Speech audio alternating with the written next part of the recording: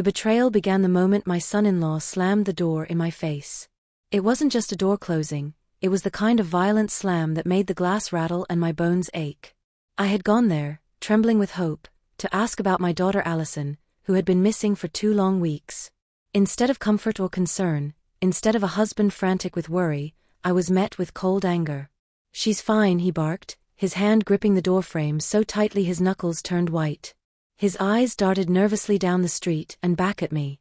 "Stop asking questions, Margaret. You're only making things worse." There it was, the greedy motive hidden in plain sight. He didn't want me looking too closely. He didn't want the neighbors gossiping. He wanted silence, time, and control. He thought if he shut the door hard enough, he could shut me out of the truth. He wanted to be the sole keeper of the story, to bury Allison's absence under a pile of excuses. But he underestimated me. That night, under the pretense of dropping off a casserole, I pushed my way past him and into Allison's home. I made small talk, feigned politeness, even forced a brittle smile. But when I slipped upstairs and into Allison's bedroom, I noticed something my son-in-law clearly hadn't considered. The sheets were tucked too neatly, too perfectly, unlike Allison's usual carelessness. Dust coated the dresser like a layer of neglect. And then, beneath the bed skirt, the fabric shifted. Not from a breeze, not from my imagination, but from something moving underneath. If you're watching this, subscribe and tell me in the comments where you're watching from. Because what I discovered under that bed turned my daughter's disappearance into a story of betrayal and revenge you will never forget. At first, I prayed it was Allison. My heart leapt with terror and hope, colliding violently inside my chest. Maybe she had been injured, too weak to cry out, and had crawled under there to hide. Dropping to my knees, I pulled back the fabric, my fingers trembling so badly I could barely hold it. What I saw made my blood freeze. It wasn't Allison. Wide eyes stared back at me, pupils dilated with fear. Wrists bound with coarse rope. A gag pressed tight across her mouth. A young woman, barely in her 20s, lay curled in the shadows, her chest rising and falling in frantic bursts. Her cheeks were wet with tears, her body trembling. She shook her head violently, pleading silently with me not to scream. I gasped and almost fell backward. My mind scrambled. Who was she? Why was she here? What had my son-in-law done to her? And where was Allison? Before I could react, I heard it, the heavy creak of footsteps on the stairs. His footsteps. Panicked, I dropped the bed skirt and scrambled to my feet. My heart pounded like a war drum. By the time he appeared in the doorway, I was at the dresser, pretending to wipe dust from an old photo frame. "What are you doing in here?" His voice was sharp, accusatory. His eyes narrowed to slits. "I was just remembering," I said, forcing my voice to tremble with grief. "I miss her so much. I wanted to feel close to her." He studied me, his gaze lingering on the bed. For one awful second, I thought he knew. My palms grew slick with sweat. "You shouldn't be in here," he muttered at last. "This room is off limits until she comes back." Off limits. My jaw clenched at the insult. This was Allison's room, my daughter's room, not his fortress. And yet he spoke as though her absence gave him ownership, as though he could dictate who entered and who didn't. I nodded meekly, forcing my body to move with a slow, steady calm, though inside I shook. I slipped past him into the hall. His eyes followed me until I reached the stairs, his shadow stretching long and dark. That night, I sat alone in my kitchen, staring into a teacup gone cold. The silence pressed against me like a weight. Allison was gone. The police had nothing. And now I had seen undeniable proof that another young woman was being kept like a prisoner in that house. The betrayal wasn't just against me. It was against Allison, against her vows, against human decency itself. I wanted to call the police then and there, but dread stopped me. If they arrived too soon, he could move her, silence her, erase every trace before they knocked on the door. I had to be careful, deliberate. I had to gather proof. I thought back to another time in my life years ago, when I had exposed a corrupt landlord.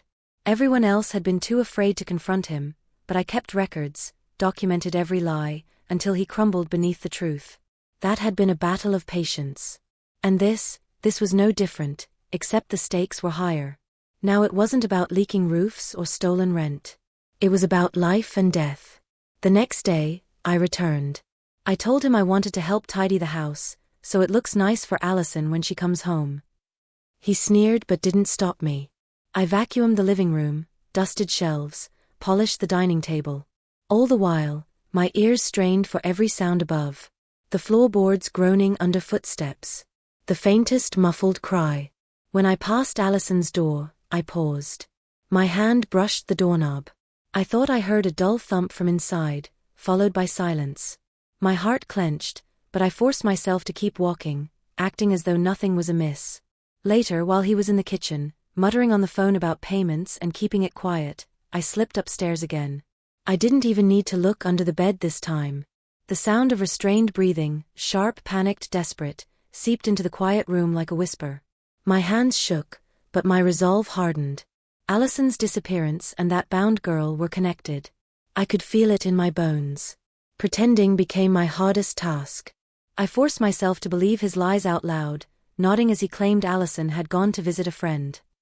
I accepted his mocking hospitality, the bitter cups of tea he slid toward me, his eyes glinting with menace. I endured his smirks across the table, every glance a challenge, every word a threat. But inside, my fury grew. Every second of silence felt like an insult. Every forced smile was another promise to myself. He thought I was too old, too soft, too gullible. He thought the years had worn me down into someone easy to silence. He was wrong. I had lived long enough to know the truth. Revenge does not belong to the loudest voice. It belongs to the most patient. And I could be patient. Because now, I had seen enough to know this wasn't just about finding Allison. This was about unraveling every lie my son-in-law had built, thread by thread, until he was left exposed for the monster he truly was. And when that moment came, he would regret underestimating me. I didn't sleep that night. Every creak of the house felt like a threat, every gust of wind outside my window sounded like his voice whispering that I had no place in this fight. But I couldn't stop seeing those eyes, the girl under the bed. Terrified, pleading, a stranger caught in my daughter's absence like a shadow of the truth. By morning, I had convinced myself of one thing: I couldn't stay away. Whatever danger lurked in that house, whatever secrets were rotting inside its walls, I had to keep pressing. Not loudly, not recklessly, but quietly, patiently, the way I had survived my whole life. So I went back. He opened the door slower this time, as if he hadn't expected me to return so soon. His face tightened when he saw me holding another casserole dish. "You can't keep showing up like this," he muttered, though he stepped aside reluctantly. "People will start asking questions." "That's what I want," I said softly, though I smiled as though it were a joke. "Questions mean people care." His jaw clenched. He didn't laugh. The house smelled different that day. Not the faint floral scent Allison always kept. She loved lilacs, and even when fresh flowers weren't in season, she sprayed lavender through the rooms. No, this was sharp, chemical, and sour, something like bleach clinging to the air. It prickled my nose, made my stomach turn. I set the dish on the counter and asked if he wanted me to clean again. He gave a half-hearted shrug, as though dismissing me, but his eyes lingered too long, watching me move through the rooms. Every surface gleamed unnaturally. The kitchen counters shone like mirrors, the wooden floor smelled of disinfectant, and the air carried that biting sting of scrubbing too hard, too often. He wasn't cleaning for Allison's return. He was scrubbing something away. As I dusted the living room shelves, I let my fingers trail over picture frames. Most were of Allison, birthdays, vacations, simple smiles. But in every one of them, her husband's smile looked wrong. Too stiff, too rehearsed, a shadow of performance. In the corner of the room, I found a locked drawer in the desk. My pulse quickened as I tugged gently, hearing the rattle of metal inside. Papers? Keys? Something he didn't want found. I was still crouched there when his voice cut through the silence. "What are you doing?" I straightened quickly, feigning embarrassment. "Looking for a cloth. The dust collects fast." He stared at me, long and hard, before finally nodding. But his eyes didn't leave mine. They probed, tested, like he was trying to measure how much I already knew. That night, I returned home and wrote down everything I'd noticed. The chemical smell. The locked drawer. His nervous glances. The girl's breathing under the bed. I wrote until my hand cramped, because I knew memory could be slippery, and I needed clarity. When I closed my notebook, the house seemed too quiet. The silence pressed against my ears until I swore I could hear my own blood rushing. For a fleeting second, I thought I heard a faint knock at my back door. When I looked, no one was there. Just the wind rattling the frame. But unease settled deep inside me. He was watching. I could feel it. 2 days later, I brought groceries instead of a casserole. "Thought you could use some fresh things," I said, stepping past him before he could protest. His annoyance grew sharper each visit, like a blade being honed. But still, he let me in. Maybe he didn't want to draw suspicion by refusing. Maybe he thought I was harmless. As I carried bags into the kitchen, I noticed something odd. A pair of shoes by the back door, women's shoes, scuffed, the laces frayed. They weren't Allison's. Too small, too worn, too desperate. I bent to move them, but his hand shot out, gripping my arm hard. "Leave those," he said flatly. I froze, the pressure of his fingers digging into my skin. I forced a brittle laugh. "Old habits. I'm always tidying." He released me slowly, his eyes narrowing. Later, when he stepped outside to take a call, I climbed the stairs. Each step groaned beneath my weight, but I couldn't stop. My chest ached with terror and determination. Allison's room was the same, too neat, too lifeless. I sat on the bed for a moment, my hand pressed against the comforter she had once wrapped around herself during long phone calls with me. My throat burned with grief. Then I heard it again. A faint, stifled whimper. The sound of breathing that wasn't free, wasn't safe. I lowered myself slowly, my knees cracking as I bent. I lifted the bed skirt just an inch. Enough to see her eyes. The girl was still there. Pale, trembling, her gaze wild with fear. She shook her head violently, mouthing something I couldn't hear. Her wrists were raw from the rope. Her gag was damp with tears. I lowered the fabric quickly, tears stinging my own eyes. My whole body shook with rage and helplessness. That was when I heard the floorboard creak. I turned sharply. He was standing in the doorway, his silhouette looming against the hall light. "What are you doing in here again?" His voice was calm this time, but it carried something worse than anger, suspicion. I forced a weak smile, clutching one of Allison's old sweaters from the closet. "I thought I'd take this. It still smells like her." He stared at me for what felt like a lifetime, then finally nodded. "Fine. But don't make a habit of wandering." That night, I couldn't shake the memory of the girl's eyes. Terrified. Desperate. Unknown. Whoever she was living a nightmare just a few feet away from me, while I had to pretend not to notice. I barely slept. Every time I closed my eyes, I saw Allison's face overlapping with that stranger's, both swallowed by his lies. And for the first time, I wondered if Allison had discovered the same secret, if that was why she had disappeared. The next visit nearly broke me.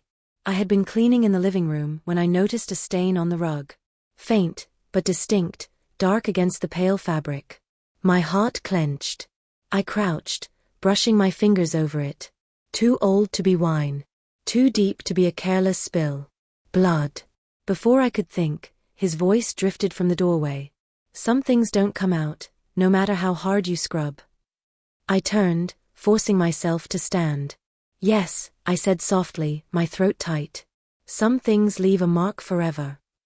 We stared at each other, the silence heavy with everything unsaid. That evening, back at home, I sat in my darkened living room. The notebook lay open on my lap. I had filled pages now, smells, stains, shoes, breathing, bound wrists, lies. But I still didn't have Allison. I was running out of patience. Running out of hope. And then my phone buzzed. A message from an unknown number. 2 words, "Help me." My heart nearly stopped. The sender's number was blocked, untraceable. But I knew. It wasn't Allison's voice in my head when I read it. It was hers. The girl under the bed. I had lived most of my life as a cautious woman. Careful with money, careful with words, careful with every decision. But that caution hadn't saved Allison. 2 weeks gone. No trace, no answers, no comfort. And now a stranger hidden under her bed, gagged and bound. My instinct screamed for me to wait, to collect evidence, to be patient. But something deeper, fiercer, was rising inside me. I had been patient too long. That night, I sat at my kitchen table with the curtains drawn tight, Allison's sweater in my lap. I traced the frayed cuffs with trembling fingers. She had worn it every winter since college, calling it her lucky charm. Now it smelled faintly of dust and lavender, the scent fading, like her presence in this world. I whispered a promise into the empty room: I won't wait anymore. I will act. The decision was reckless. Dangerous. But it felt more dangerous to do nothing. I tore a page from my notebook and wrote 3 words in my tight looping script: I see you. Then beneath it, don't lose hope. My hands shook as I folded the paper once, twice, until it was no larger than a matchbox. It was madness. But if that girl knew I had seen her, if she knew she wasn't alone, maybe she could find the strength to hold on.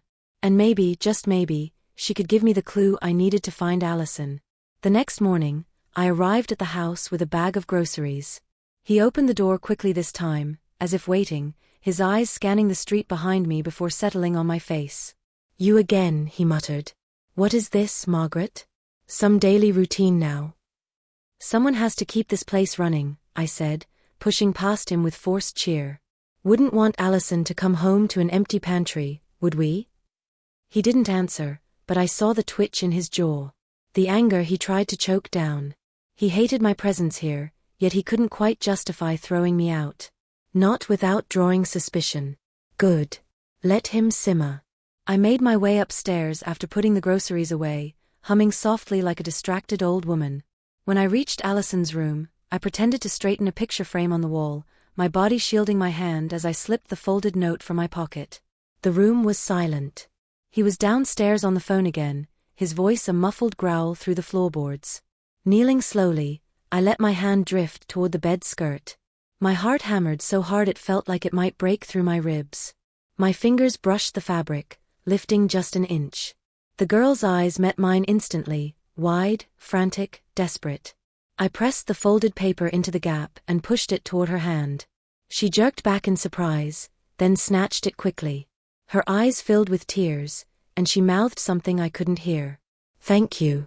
The sound of footsteps made me jolt upright, yanking the bed skirt down just as his shadow filled the doorway. What are you doing in here again? His tone was calm, but his eyes glittered with suspicion. I forced a smile, lifting Allison's old sweater from the closet. I thought I'd bring another one home with me. Her things bring me comfort. He stared at me for a long moment, then shrugged. Take whatever you like. She won't be needing them. My blood ran cold, but I kept my face blank. Only when he turned and walked away did I allow my knees to tremble. That night, I lay awake clutching the sweater to my chest, replaying every word. She won't be needing them. Did he mean Allison was gone forever? Or was it just cruelty meant to unnerve me? I thought of the girl under the bed, clutching my note in her bound hands. Did she understand I was on her side? Did she believe me?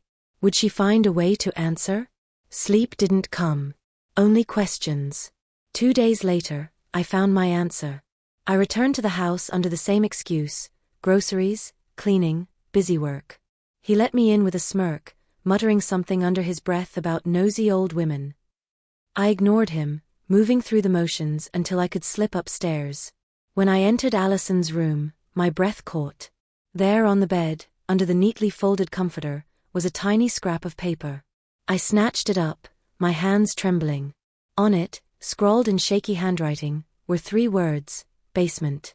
Night. Alone. I shoved the note into my pocket, heart racing. She had answered. She trusted me enough to risk slipping this where I could find it. But what was waiting in the basement? A clue about Allison? Or a trap? That evening, as I tidied the kitchen, I dared to push my luck. You must be exhausted, I said casually, glancing at him. Keeping this place spotless all on your own. Allison would be proud of you. He snorted. Allison never cared about this house. She cared about herself. I forced a laugh, shaking my head. That's not true. She loved this place. She loved you. Did she? He asked, his voice sharp. His eyes bored into mine, testing, measuring. Then why did she run? I stiffened, caught off guard. Run. He smirked, leaning back in his chair. People leave when they want to. That's the truth. Maybe Allison just wanted to. I forced my expression to stay neutral, but his words cut like knives. He wasn't slipping. He was taunting me.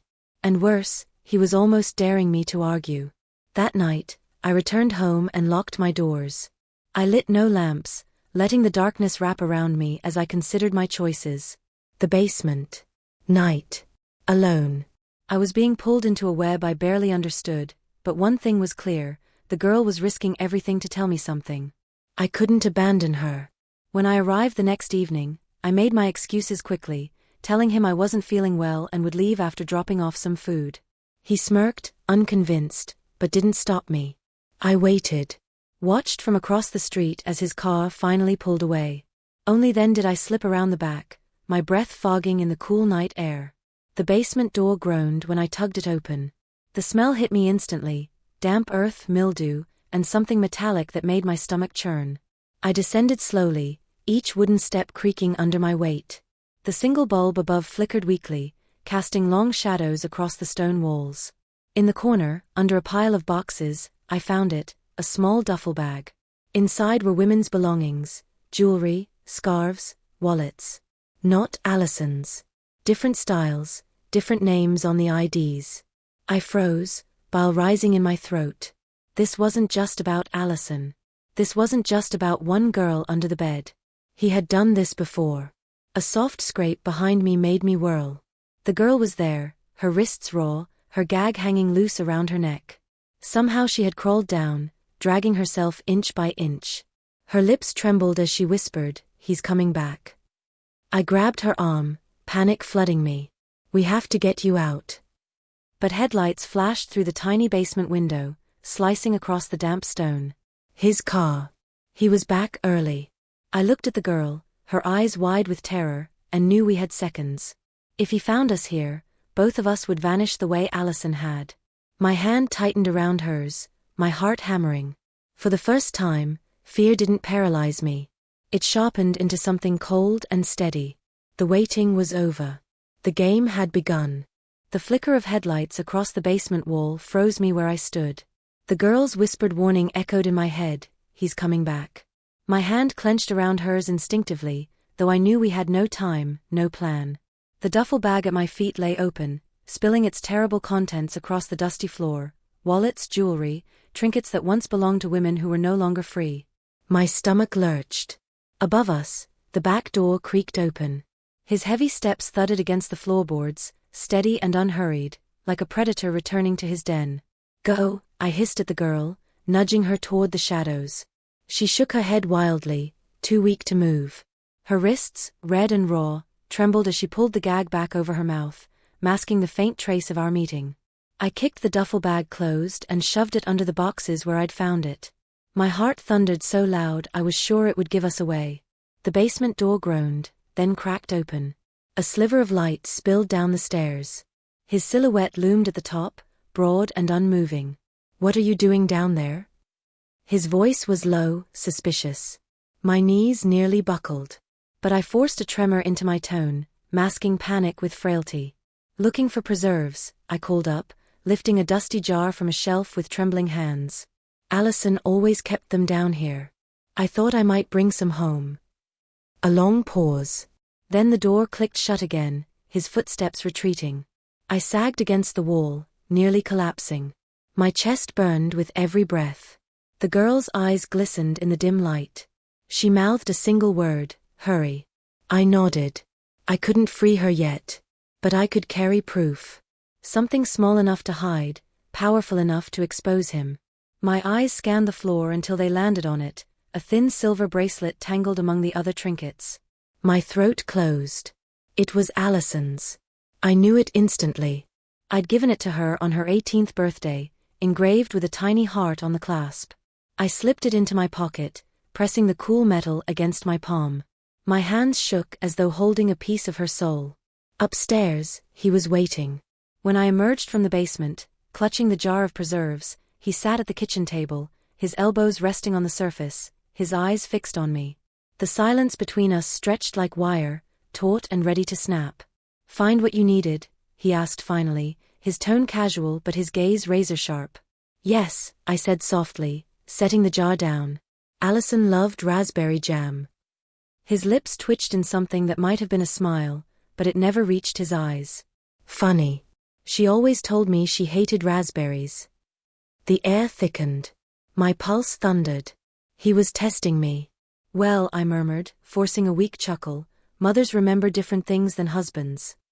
For a moment, neither of us moved. Then he leaned back, his chair creaking under his weight. You spend a lot of time here, Margaret. Too much time. I lowered my gaze, playing the role of the grieving, meddling mother. But inside, fury boiled. He was circling me like a wolf, and he thought I was prey. That night at home, I sat at my kitchen table again, Allison's bracelet laid out before me. The tiny heart glinted faintly in the lamplight. Proof. Proof she had been there. Proof he was lying. I ran my fingers over it until tears blurred my vision. She was here. She might still be alive. But hope was dangerous. Hope could make me reckless. And yet without it, I had nothing. I tucked the bracelet into a tin of sewing supplies, hiding it beneath spools of thread. Safe, for now. Over the next days, his behavior shifted. Subtle at first, then sharper. He began watching me more closely, hovering when I cleaned, following me with his eyes when I moved through the rooms.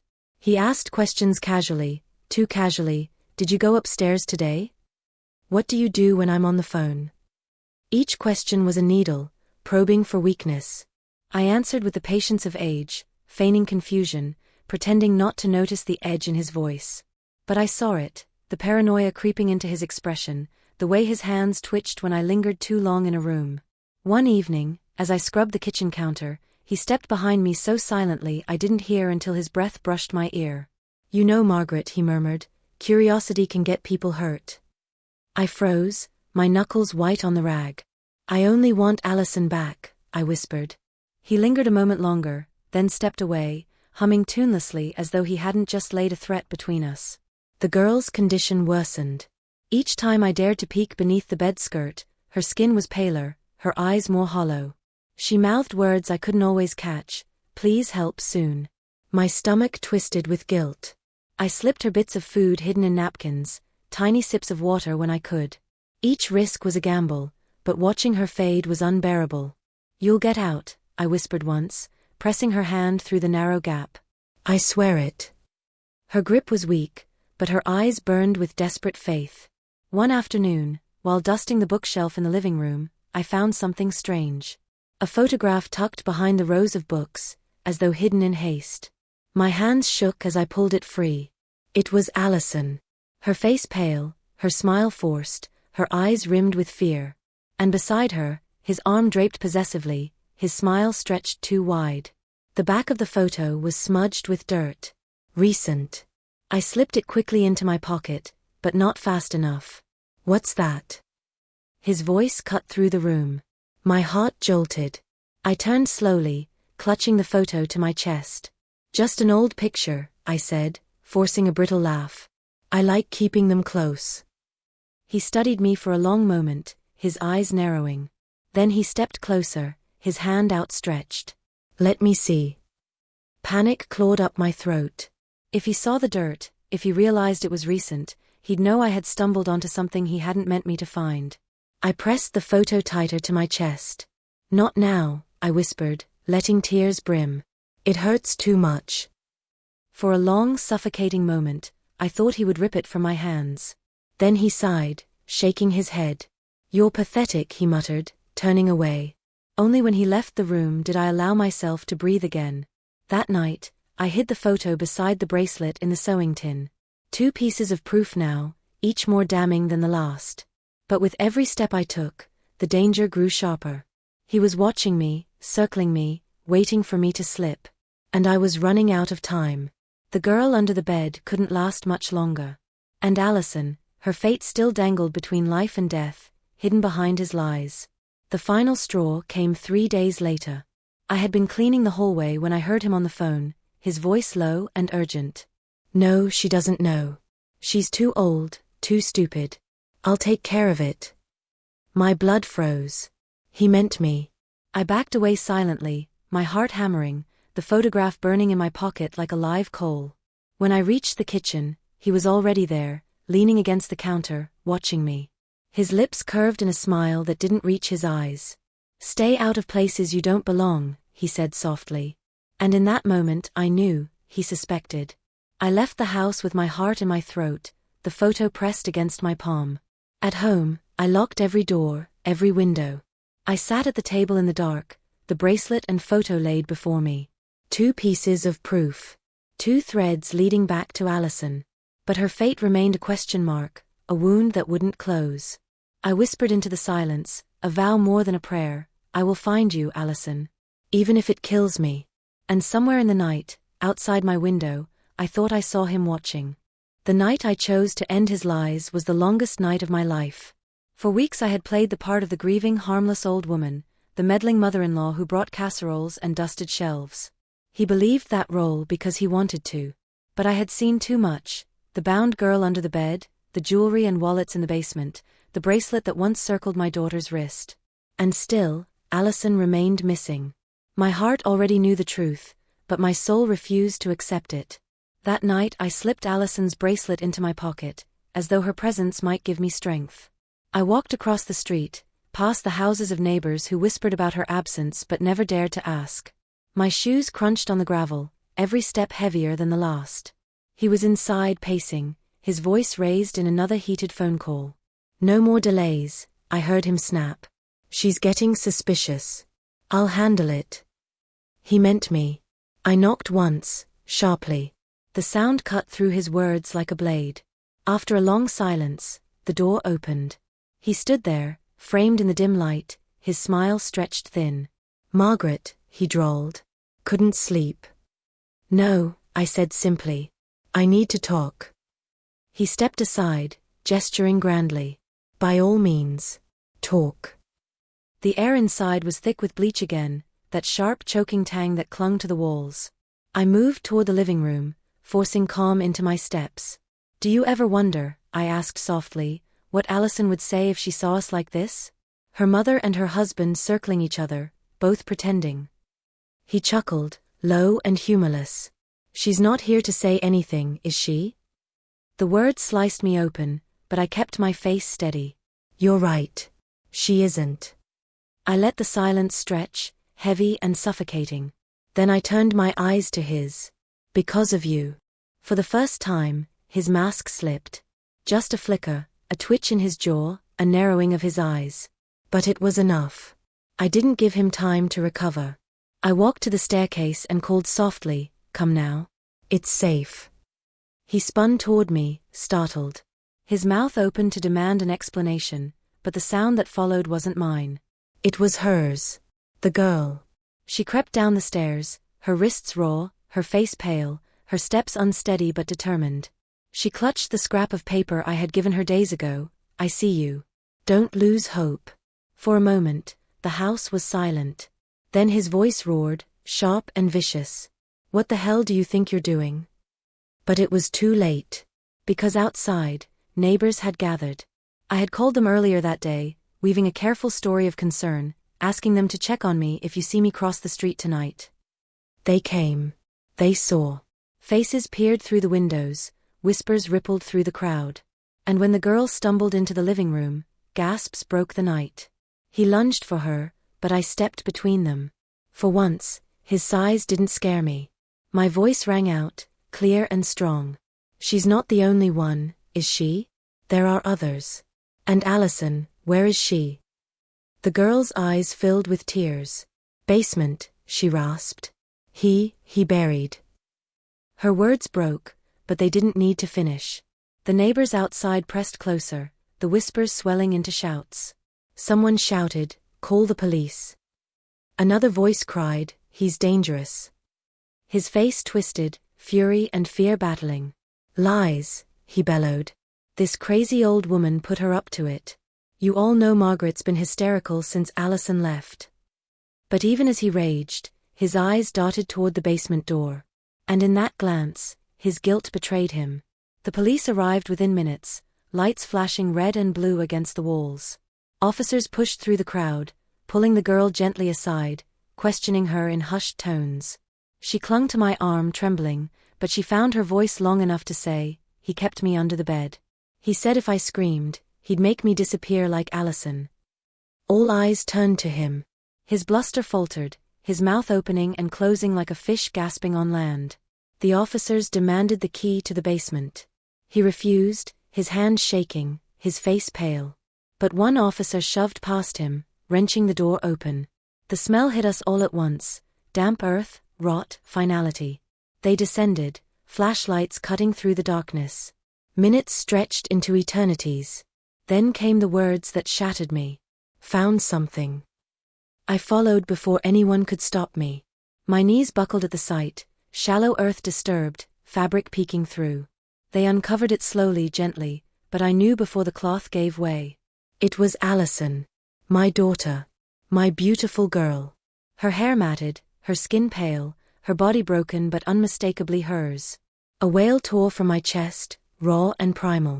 The bracelet in my pocket burned like fire against my thigh. Proof. Memory. Loss. I collapsed to the ground, clutching the dirt, my tears mixing with the soil that had hidden her. When I emerged, the crowd was silent. Faces pale, eyes wide. My son-in-law stood in the center of it all, surrounded by flashing lights and whispers that had sharpened into accusations. "She's dead," I said, my voice breaking. "And he put her there." The words carried across the night, undeniable. The girl clung to a police officer, her testimony spilling out in fragments. The duffel bag was brought up, its grim contents displayed like trophies of his cruelty. The neighbors recoiled, gasps and cries echoing through the air. And him, the man who thought he could bury the truth, he crumbled. His protests grew wild, incoherent. "She wanted to leave. She hated her life. It wasn't my fault." He thrashed as officers grabbed his arms, his voice cracking into screams. "She was mine. Mine." But no one listened. Not the neighbors who had once believed his charm. Not the police, who snapped cold steel around his wrists. Not the girl, who sobbed in relief as she was led away. He was finished. And he knew it. I stood in the doorway as they dragged him past me. His eyes, once sharp with arrogance, now burned with hatred. "You think you've won?" he hissed. I straightened, my tears still fresh, my grief carved deep. "I didn't win," I said quietly. "Allison lost. And you'll never be free of that." The words struck him harder than any blow. He looked away, unable to face me. The police shoved him into the back of the cruiser. The neighbors stared, some with pity, most with disgust. His downfall was complete, not hidden, not whispered, but exposed beneath the judgmental gaze of everyone he had fooled. Days later, when the funeral was held again, this time for real, with her body laid to rest, I stood at the front, Allison's bracelet clasped in my hands. The girl sat in the pews, her eyes still haunted but alive, free. The community that had once whispered about my hysteria now whispered apologies, their faces bowed. But no apology could give me back my daughter. When I placed the bracelet into the casket, my knees trembled. "You'll never be alone again," I whispered. As the lid closed, so did a chapter of my life, but not with peace. With resolve. Because though Allison was gone, her story would not be buried. Now, as I sit in my quiet kitchen, the house too still, I speak to you, the ones watching, listening. Betrayal is never loud at first. It seeps in, small and sly, until it consumes. But patience is stronger. Truth is louder. And revenge is inevitable. So subscribe, share this, and tell me where you're watching from. Because maybe you've seen betrayal in your own life. Maybe you've felt the sting of someone you trusted turning cold. If you have, remember Allison's story. Remember mine. And remember that sometimes, silence and persistence are the sharpest weapons of all.